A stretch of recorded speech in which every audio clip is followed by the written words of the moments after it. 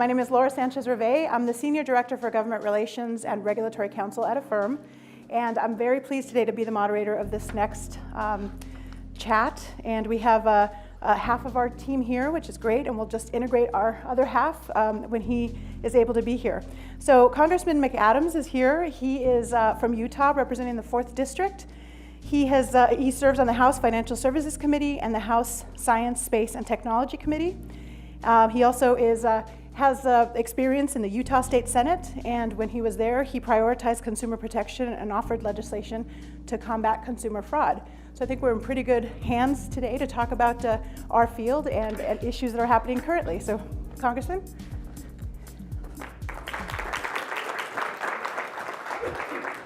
Thank you so much. All right.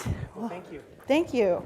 So, what I wanted to start with when I expected to have both of you was just a brief introduction of each one. And if you want to tell us a little bit about, I know for those of you who aren't paying attention to your tweets today, there's a very big hearing going on in the House Financial Services Committee. You may have gotten a few tweets about it. So everybody's running back and forth, and I want to say that we're really grateful that you're here today and taking time out from that because it's still going on right now. Yeah. But if you want to give us a little bit about yourself and tell us, expand on anything more I may or may not have said in the introduction.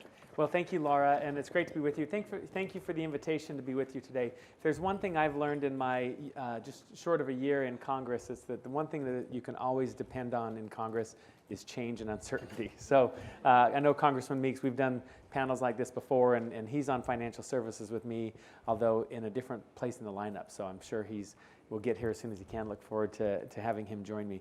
But I'm grateful to be here with you, and I'm a new member of Congress and new to the Financial Services Committee. So it's been a whirlwind of 11 months for me, but I'm excited to be with you. As Laura mentioned, I was formerly a member of the Utah State Senate, where I worked on consumer and investor protection issues, and was also, after my service as mayor, was the twice elected, after my service in the state senate, I should say, was the twice elected mayor of Salt Lake County, where I spent a lot of my time on the important work of fixing potholes, but also working on a lot of housing and affordable housing issues and homelessness issues. Before that, before my deviation into public service, I was a securities attorney in New York and also in Utah. So the Financial Services Committee was a natural fit for me when I was elected to Congress. The committee, as you all know, has broad jurisdiction over our nation's lending laws, over securities oversight, and over housing. I also serve on the committee's task force on financial technology.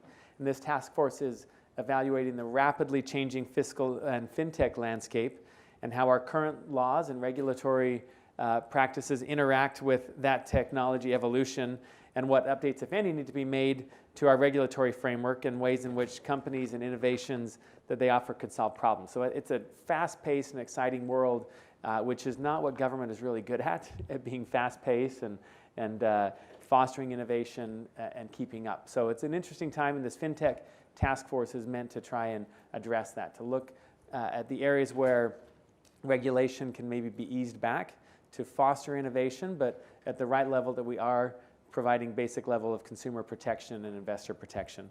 Part of the reason that I was interested in being on the FinTech task force is because many Utah institutions have been at the forefront of online lending developments, whether it's through innovative partnerships with our industrial loan banks, ILCs that we have in Utah, or new startups with new ideas, or through harnessing the power of big data.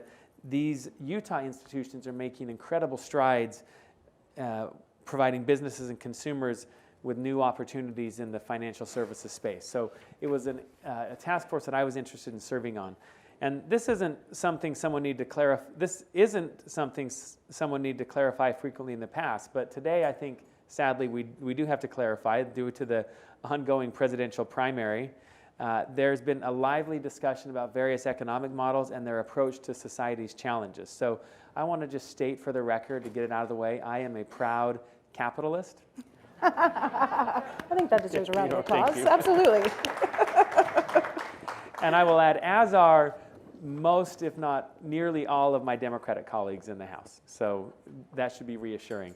I truly believe in the power of our markets and the ability of the private sector, with appropriate guardrails, which is what we will spend a lot of our time fine-tuning and discussing, but I believe in the power of markets and the private sector to achieve important objectives, to create opportunities for every Americans. And that's I think, what you all are about as well. And I think that, in particular, new financial technologies can improve underwriting, it can improve credit to traditionally underserved segments of our population. Financial technology can revolutionize lending and create faster payment processing. All of these things are in the best interest of our consumers. And just as the new financial technologies can be advantageous for the private sector and the consumers they serve, these technologies can also be useful for government as we're working to combat crimes such as money laundering or terrorism financing. And so fine-tuning policies so we can maximize public and private benefit opportunities for individuals with the least level of intrusion is, I think, what this work is about. So I'm glad to be with you today to have that conversation, and thank you so much for the invitation. My door is always open if you, Laura knows, and come and meet with me anytime if there's anything we can do or things that you think we should understand as a member of the Financial Services Committee. Thank you so much, Thank you. Congressman. We Yeah. appreciate those comments. I was hoping to pick your brain a little bit about the balance between consumer protection interests as well as innovation.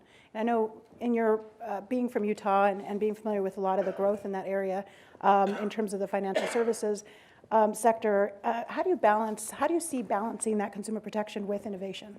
Yeah, so this is, as I was referencing at the beginning, this is an exciting time, I think, in history where opportunities abound. The innovations that are coming forward, it seems like every time I pick up my kid's phone, there's a new app on there that does something sometimes scary, but some really exciting things in the evolution of new technologies. And those new technologies can be incredibly powerful as we look to expand opportunities to provide credit to consumers, to Americans, to achieve their dreams, whether it's maybe it's not a dream, but to repair their nightmares, a broken car, broken down car that is getting in the way of getting to work, or but the access to credit, or it's financing and starting a new business. We have tools, you have tools, and there are tools available to help to expand those opportunities to more and more people. We are quickly departing a world where we made financial credit risk decisions based on a zip code, or unfortunate practices like redlining that we should get away from and we're getting away from. But now we can start to evaluate more three-dimensionally the opportunities to provide credit to individuals. As we look at things like not just traditional credit scoring models, but look at things like cell phone payments or rent payments, practices that individuals may do to establish that they are a good credit risk and they can access credit. So these are some of the really innovative technologies that I think will process big data using financial tools to help to expand those opportunities to an ever-growing segment of the American people. And that's really exciting. I think that's exciting times. It also means, in the advent of big data, the ability to intrude on an individual's privacy is risky, and it's something we need to think through and make sure that we are setting our protections, our guardrails, so to speak, at the right level, that we don't forestall those opportunities to people because we are too heavy-handed with regulation, but that we also recognize that there can be a race to the bottom, and we want to ensure an appropriate level of protections to ensure that people's privacy is protected and that they have ownership over their data and can engage and make that data usable to the extent that they want, but they have control. Thank you. Congressman, I'm a political junkie at heart, and so I follow all of the stuff that happens as much as I can, but even a political junkie gets tired from time to time of all of the noise. I'm wondering, from your perspective, given just everything that's happening right now inside the Beltway and even today in the committee, what are your policy priorities, and how do you try to get more attention to those priorities on the Financial Services Committee? Well, I think Financial Services Committee really is one that is dealing with a lot of really important and very boring policies. So And boring is okay, by the way. I loved filling potholes. And so as now a member of the Financial Services Committee, it is a time that political junkies can get their fix. But there's also really important policies that are a little bit dry, but very important. And so one of the ones that I'm focused on that I think is important, I know it's also important to Representative Meeks, and maybe he'll have a chance to talk about this as well, but is CRA reform. We look at the evolution of the financial sector and regulations that were built in a time that is increasingly dissimilar from the reality that we live in today, that we look to update some of those regulations, that we still do have an economy that is leaving millions of people behind.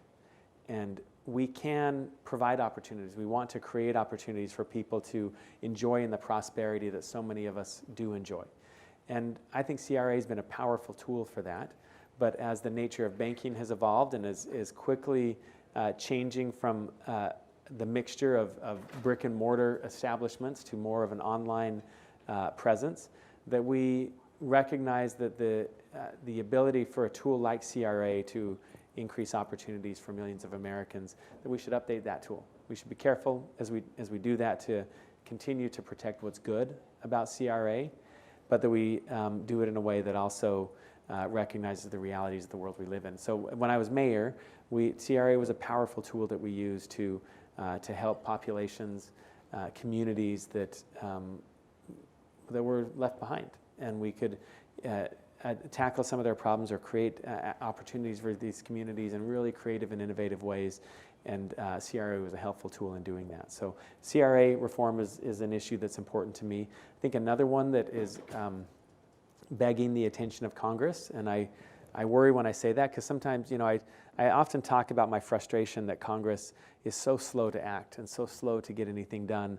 And then there are other areas where we are so glad that Congress is slow to act and incapable of getting things done. But the area of big data and the immense potential of big data to help us to solve really complex problems like traffic or disease or poverty, but also the ability of big data to really intrude into the daily lives of every American in a way that's not constructive and not with their consent. So I think big data is an area that does demand the attention of Congress. And I say that somewhat cautiously because I hope that Congress engages productively and responsibly. I don't think that we don't want to see a big knee-jerk reaction to big data. We want to understand that the accumulation of data can provide some really great things, but that we do it in a responsible way that, again, as I said, that people have control over their data, they can protect their data for themselves, and really that the use of their data conforms with the goals that they would have for themselves. And so I think those are two areas that are exciting and interesting, where I think we need to proceed carefully and cautiously, but some good policy making is needed. Well, definitely not small areas, but No. good priorities, it sounds like. Yeah. And it looks like we're being joined now by Congressman Meeks. Thank you so much. We might have a round of applause. Great to see you. How are you? Nice to meet you. Pleasure. I was filibustering till the main act. Thank you so much. Yeah. Let me just do a quick, I think everybody knows the congressman, certainly, but I'm going to do a quick couple minutes for anybody who may not, and then I'll turn it over to you, Congressman, so you can say a few words. But Congressman Meeks represents New York's 5th District. He's a senior member of the House Financial Services Committee, where he serves as the chairman of the Subcommittee on Consumer Protection and Financial Institutions, which oversees all financial regulators such as FDIC, Federal Reserve, and all matters pertaining to consumer credit and the stability of the banking system. Congressman? Thank you. Let me apologize for being late. I mean, it's boring on the Hill nowadays. There's not much happening. And so we had in our committee, of course, Mark Zuckerberg, that testified this morning. And then I had to run from there to the impeachment inquiry procedures that are taking place. So I'm not going to tell you, what took place there, because if I did, you'll get in trouble, I get in trouble, so we're not going to do that. but there are shenanigans and things that are going on in regards to what's taking place there. So I apologize. But I'm happy to get here. And I know that you were in great hands with Ben, Congressman McAdams, who is hitting the ground running and brings his expertise to the committee, which is important. And for me, you know, for the period of time that I've been in Washington, which has been a long time now, time goes by so fast, when I think about the exciting times that we currently live in, and this is what some of the questions that we were even talking to Mark Zuckerberg about, and he was talking about the future and how we move forward, and you talk about financial services and financial institutions and making sure that people have access to credit. That's what's really important to me, because, you know, you want to level the economic playing field for all. And one of my life's works, and the reason why I wanted to be on financial services, is because, you know, without having that ability of creating wealth and access to capital, you can't move forward.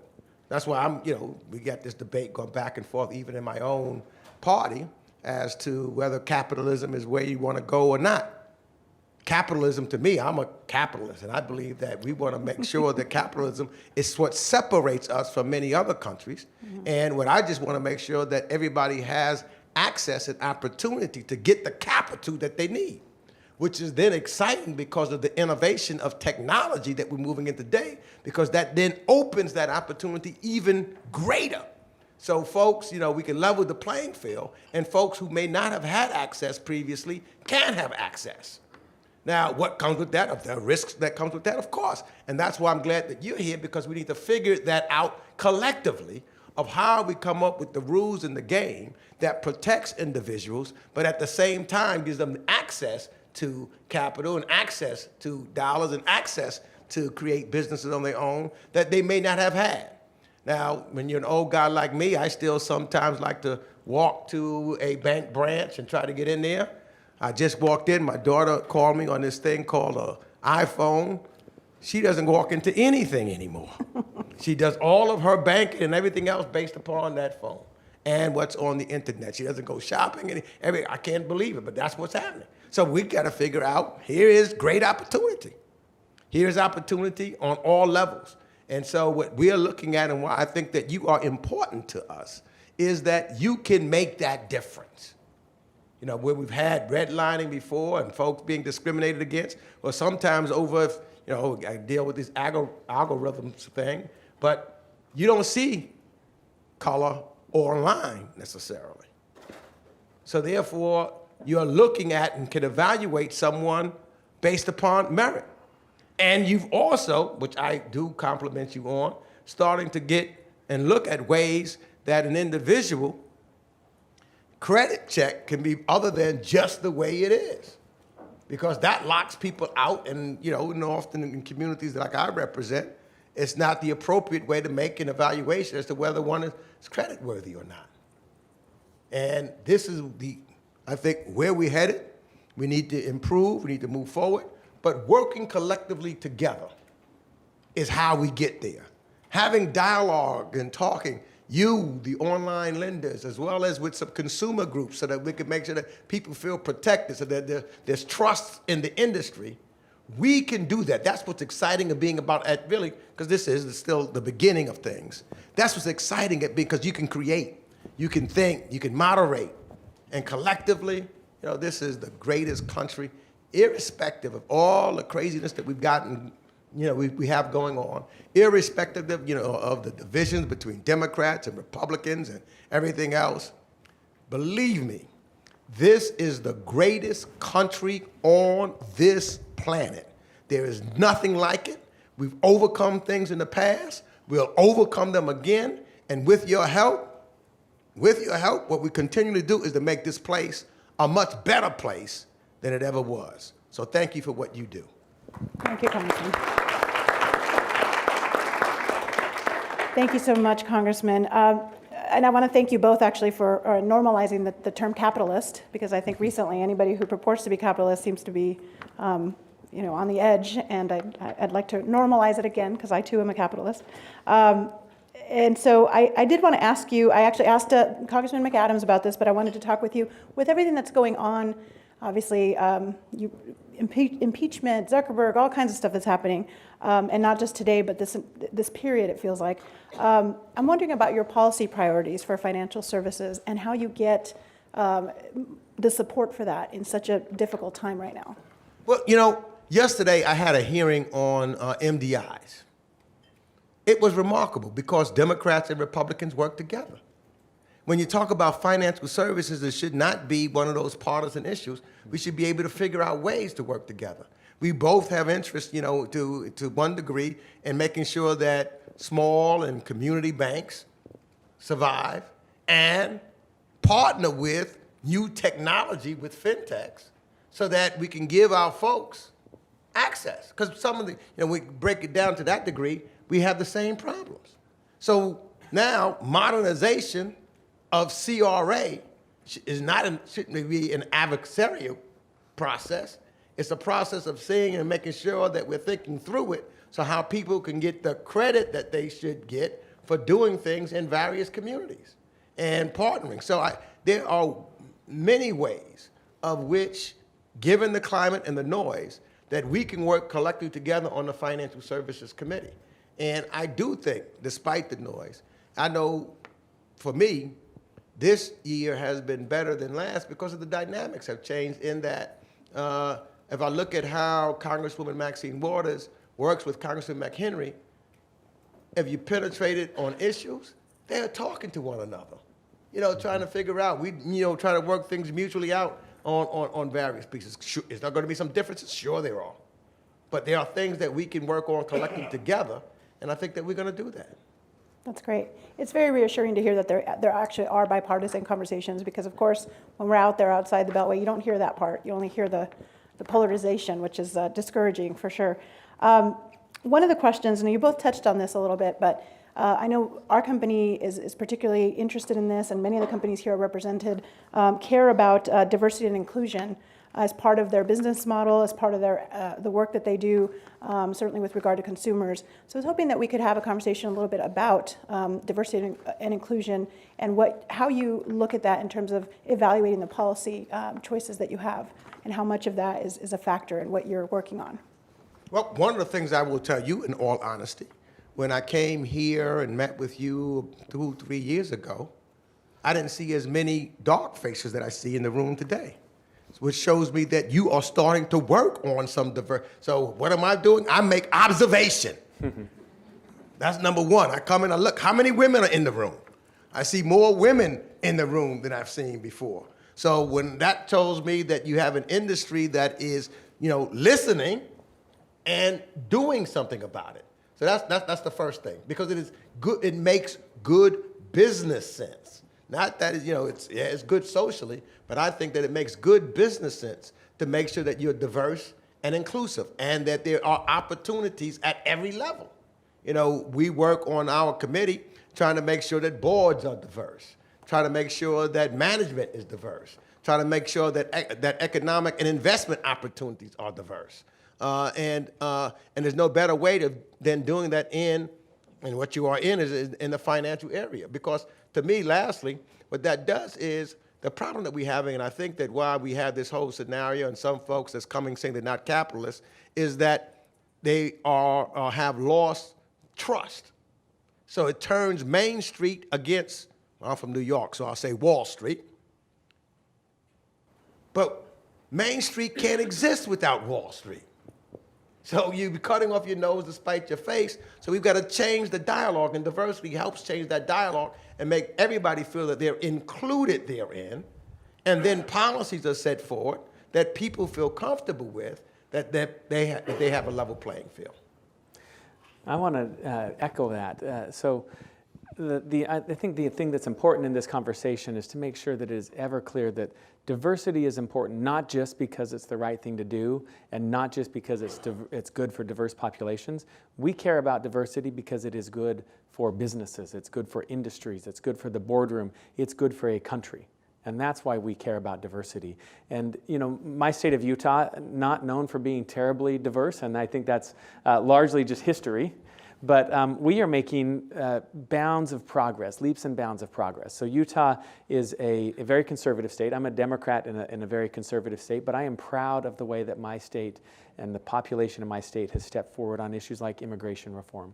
We are the only state in the country that where an elected official has not spoken disparagingly of Muslims.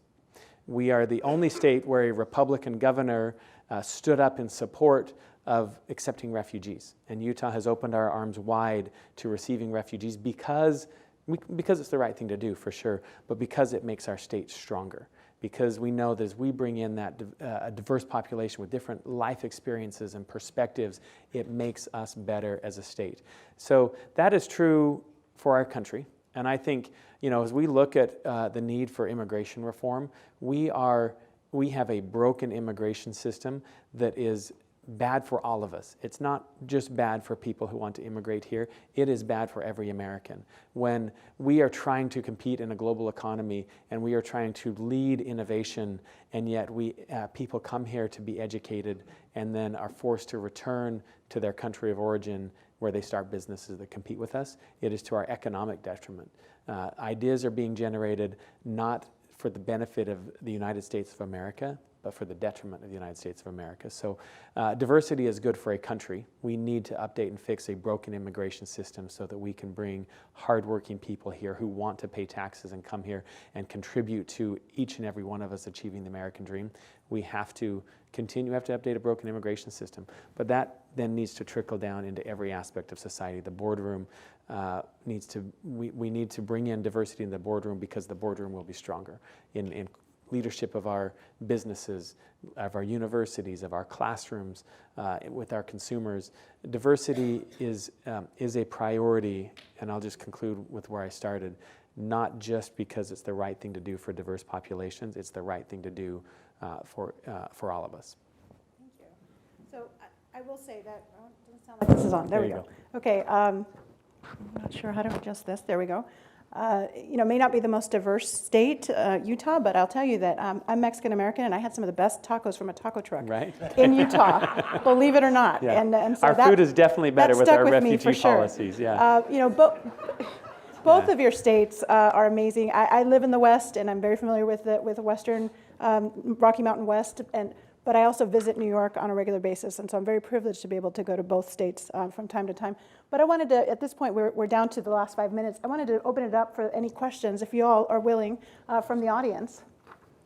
Give all the hard questions to Ben. We have 2 captives here, so take advantage here. Oh, there's one coming over here. Yeah. Are you ready? I'm going to throw it from here. Oh. Nice. I blame you, not me. It's the suit. I think that's right. Okay. Have they cut that off? Cool. Okay. I don't know. Oh, it is. There it is, Okay, great. Hi. Well, I'm Rachel Stone. I'm a reporter with S&P Global Market Intelligence, and I know you're from Utah, and obviously ILCs are a big conversation starter for anyone from Utah. But I'm wondering, do you think that Congress needs to or will act at all on the ILC discussion? I mean, I know that there are some in the banking industry who consider it to be a loophole. Do you think that there's anything that Congress can or should do to kind of, I guess, mitigate that discussion? Look, I think ILCs play an important role in the evolution of fintech and financial services, and they don't necessarily fit within the traditional banking model, but I don't think that means we should look the other way. So I'm not sure whether there needs to be congressional action. I think it's certainly fair to expect that the more an ILC looks like a bank, that they would hold themselves to similar standards as a bank. But whether it relates to CRA being one of those criteria that maybe they should look like a bank and that they're complying with certain consumer protections that are important to a bank, but also recognizing that the financial sector is evolving incredibly fast, and we want some of that innovation. We want to, as I said in my introductory remarks, protect consumers and do what we can to ensure that the proper guardrails are on that system. But let's allow innovation to lead and have some trust that we can get there and that not stifle the good because of the bad that we fear. Thank you. Other questions? Yeah, more of a comment to Congressman Meeks, Harry Johnson. I just want to say thank you, Congressman, for your comment on diversity, because it's not just in this room, but it's across America, and that this is a diverse country. And thank you for everything that you've done, you, Al Green, and everybody else who ensured that it's on top of everybody's mind that this country is a diverse country and is welcoming to everyone at the table. Thank you. That's what we questioned also. You know, my question today to Mark Zuckerman was just that. Because, you know, look, it's good to talk a game, but it's better to walk a game, you know, and to show what you do.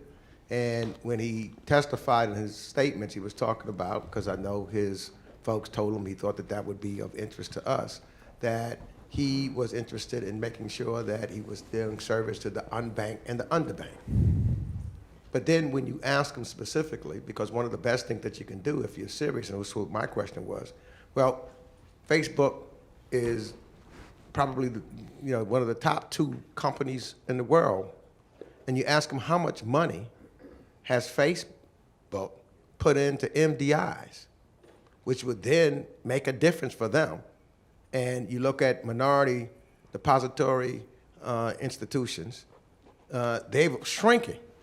Overnight, they can change the difference. And we've got to talk about that with individuals like Zuckerberg and others, because that's how you truly make a difference. When I said action, you know, I came here today and I see folks I know in here that was not in here before. And that is significant and important to me, because when I talked to you previously, or came out, there were commitments that were made. And people looked around the room and said, we're going to make them. We agree with you. Now, if I came back in the room and I saw no women, no Latinos, no African Americans, I'd have said it went into one ear and went out of the other. But when I come in and I see a difference, then I should say that I see a difference. And I'm going to hold Zuckerberg and others to the same standard. So thank you, and thanks to the Online Lending Institute for what y'all are doing. Thank you so much, Congressman.